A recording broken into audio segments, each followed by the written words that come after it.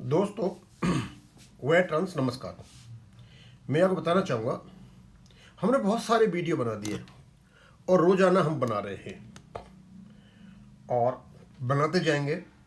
और जो कुछ माननीय सुप्रीम कोर्ट में हो रहा है आपको अच्छी तरह से जानकारी है और कितनी कितनी जानकारी हमको मिल रही है। आज मैंने दो फोटो लगा रखे हैं यहाँ पे। एक तो DS मूर्ति साहब का है और एक है JN शुक्ला जी का। ये खास मकसद से लगाए मैंने। दोनों के दोनों हमसे नॉलेज में आगे और एज में आगे, तो हमारे गुरु ही हुए। अब ये वही DS मूर्ति साहब है, क्योंकि लिखते बड़े स्पष्टवादी तरीके से हैं। ऐसे शुक्ला साहब लिखते हैं, ये डरते फड़ते नहीं किसी से भी। हो सकता है इनकी यहाँ तो हम में आ गई हो। और ये वही DS मूर्ति साहब हैं जिसको वेंकटचलम ने डिफेमेशन केस की धमकी दी थी और उसके बाद मैंने ही वीडियो बनाए थे और वो शायद पीछे हट गया। और भी कुछ काम किए थे उसने। अब तुम गलत काम करोगे, सही नहीं करोगे तो लोग तो बोलेंगे ही।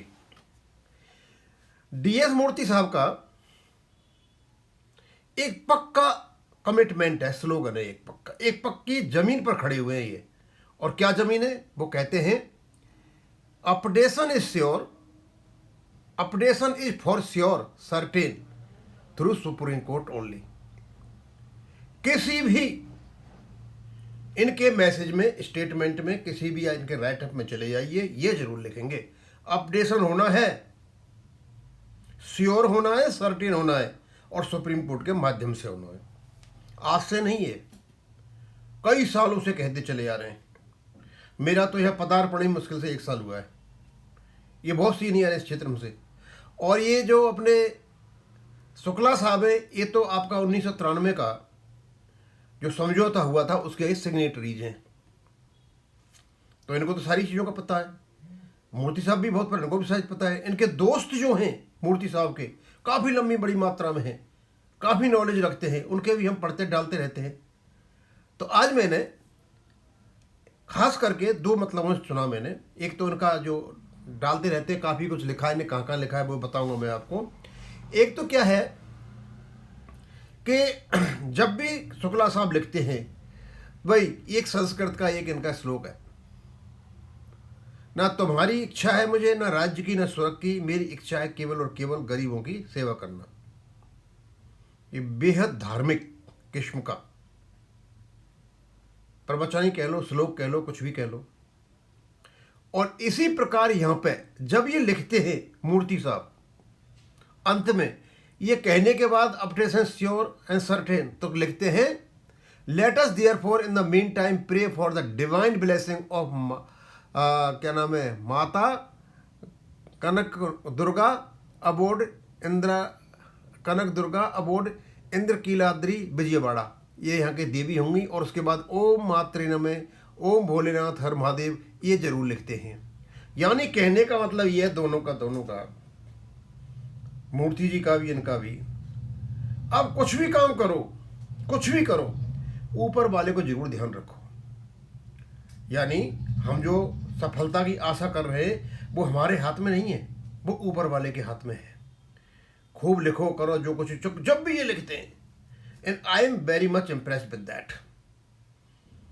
और हम मूर्ति साहब को लंबी उम्र की कामना करेंगे, शुक्ला साहब से भी लंबी उम्र की कामना करेंगे। और एक शुक्ला साहब तो मतलब क्या है कि एक रवैया अपना लिया है इन्होंने, एक स्टेटस ले लिया है कि जो भी कुछ हुआ लोगों को पता नहीं है, उसका वो हिस्टोरिकल नरेशन करते जा रहे हैं और मैं यहाँ डालता जा रहा हूँ। आज इन्होंने फिर डाला कि वो जो अपना समझौता हुआ था, कैसे कैसे हुआ था, काफ़ी लोगों को पता ही नहीं है। बस इतना जानते हैं पेंशन है या नहीं, अपडेशन नहीं है, फंड, ये फंड थ्योरी पाते, इतना ही जानते थे। लेकिन अब लोगों को काफ़ी जानकारी हो गई है और ख़ास करके मेरे चैनल ने ये जानकारी लोगों को दी कि एक्चुअली हुआ क्या था। अब तो लोग काफ़ी कुछ समझ गए। तो दोस्तों, JN शुक्ला साहब को तो लगाने का प्रमुख कारण था कि ये भी वही मेंटलिटी है, मतलब डिवाइन, इनकी भी रिलीजियस और डिवाइन मेंटलिटी है। अब इससे पहले ये क्या लिखते हैं? अब एक तो क्या है कि इनके बहुत ज़्यादा यूट्यूब पड़े हुए हैं। अब यूट्यूब से यहाँ चीज़ को लेना बड़ा मुश्किल होता है, तो मैंने सारा यहाँ पर पेस्ट कर लिया। कहते हैं DS Murthy, SOS appeal to our honourable prime minister Shri Narendra Modi ji way back 6 year ago इन्होंने प्रधानमंत्री नरेंद्र मोदी जी को एसओएस दिया था पेंशन अपडेशन के ऊपर। अब कौन सीनियर हुआ? मूर्ति जी। हम तो बहुत पीछे हैं, हम तो 5 साल पीछे हैं। हम तो एक साल पहले शुरू किया था धंधा, और उसके बाद ये मतलब अपना यूट्यूब वगैरह का वो डाल देते हैं। अब कोई देखना चाहते यूट्यूब में डालो, वहाँ आपको मिल जाएगा ये क्या कह रहे हैं। फिर simultaneously followed by a letter to the law ministry, और उसके बाद इन्होंने लॉ मिनिस्ट्री को लेटर लिखा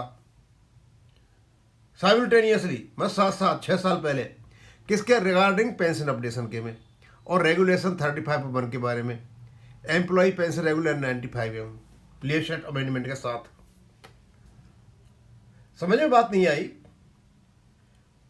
कि ये हमारे नेताओं के पकड़ में क्यों नहीं आया? बनाया तो उन्होंने ही था, उनके सहयोग से बना था। अब क्योंकि इन्होंने 5-6 साल पहले लिखा होगा, तो अब 26 चलिए 2020 में या 2019 में लिखा होगा, तो उस समय तो इन्होंने लगा दी थी, रोक लगा दी थी, no contractual liability with the pensioners. वो ऐसे नहीं आ गई थी, बहुत सोच समझ करके आई थी।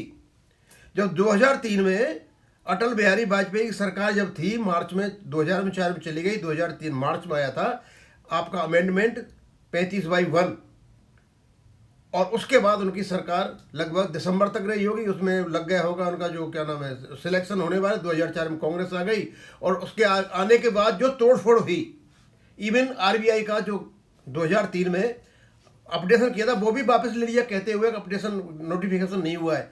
ये सारा वहां से चला। अब 2014 में जैसे ही मोदी सरकार आई, तो उन्होंने सोचा कहीं ऐसा नहीं हो लागू कर दें, क्योंकि सिस्टम तो हमारा है, सरकार किसी की हो, सिस्टम हमारा है।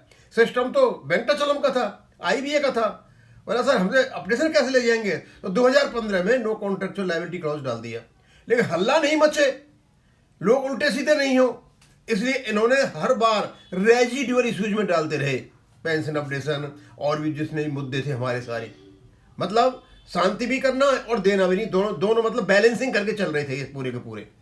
अब क्या है, तो ये बताते हैं हमने प्राइम मिनिस्टर को भी लिखा, इनको भी लिखा।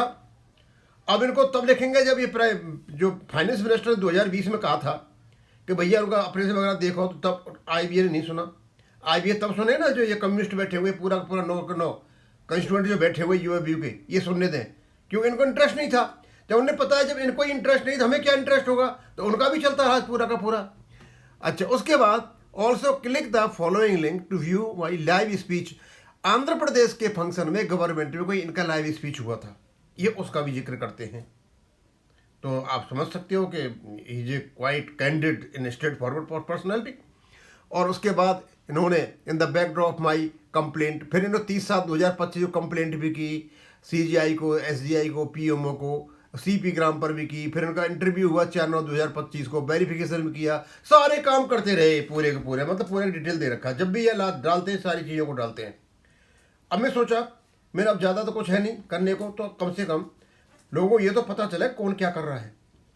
तो ये है डीएस मूर्ति जी, और लगातार कर रहे हैं ये पेंशन अपडेशन पे, और उन्हीं चीज़ों को लेते हुए जो 35(1) है, चाहे पीएमओ के पास हो, लॉ मिनिस्ट्री के पास हो, चाहे और भी चीज़ें हों, लेकिन अंत में सारा कुछ करने के बाद इनकी देवी है माता कनक दुर्गा, इंद्र कीलाद्री विजयवाड़ा, और उसके बाद ओम श्री मात्रे नमे, ओम भोलेनाथ हर हर महादेव, देवापुल्ली डीएस मूर्ति साहब का ये वो है।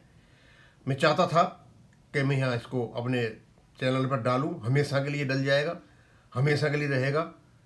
और इनके काफ़ी वो आते रहते हैं लेख, और साथ में दोनों ही मुझे एक मेंटलिटी के लगे, ये भी धार्मिक आदमी है, ये भी धार्मिक आदमी है, ये भी पेंशन अपडेशन पर लड़े हुए हैं, ये भी पेंशन अपडेशन पर लड़े हुए हैं, ये भी काफ़ी सीनियर है, ये भी काफ़ी सीनियर, इनको भी नॉलेज है, इनको भी नॉलेज है।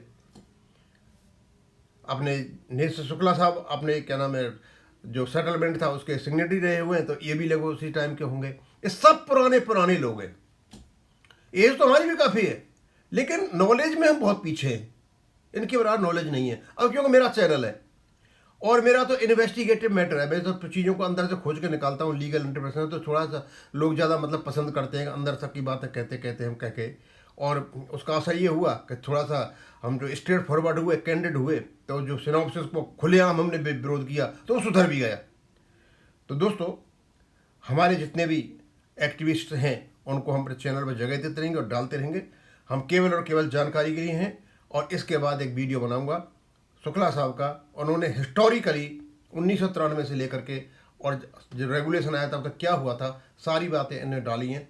हम उनके लिए बहुत शुक्रगुजार हैं कि वो काफ़ी मेहनत कर रहे हैं और डाल रहे हैं, क्योंकि उनमें बनाने और करने में बहुत टाइम लगता है। अब इसको मैं यहीं ख़त्म करूँगा। थैंक यू, धन्यवाद।